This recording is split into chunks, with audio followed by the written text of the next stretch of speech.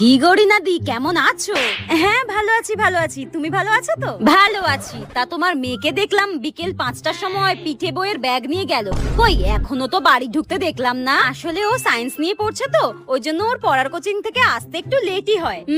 Science না ছাই, মেয়েকে ডাক্তার করবে। আমিও কানে ভালোই বিষ ঢালতে পারি। দেখো দিদি, মেয়ে মানুষ, ইয়াং মেয়ে বলে কথা, এত রাত অব্দি বাইরে থাকা কিন্তু ঠিক নয়। মায়ের থেকে মাসির দরদ বেশি। আমার মেয়ে তো সন্ধ্যে 6টার মধ্যেই বাড়ি ঢুকে যায়, নইলে তো জানে পিঠে পড়বে। ওই আমার বর ফোন করছে। হ্যালো, আমি একটু রিনাদির বাড়িতে এসেছি একটু গল্প করতে। মেয়ে ফোন করে বললো রাত 12টা বাজবে বাড়ি ফিরতে। রাখো রাখো, আমি বাড়ি গিয়ে কথা বলছি। ওই মেয়ে বাড়ি চলে এসেছে, রাতের খাবার বাড়ার জন্য ফোন করেছে। আমি যাই, হ্যাঁ একটু না নিজের চরকায় তেল দেওয়ার চেষ্টা করো। পাড়ার অন্য মেয়েরা কি করে বেড়াচ্ছে সিসিটিভি ক্যামেরার মতো না তাকিয়ে। আস্তে করে কেটে পড়ি বাবা।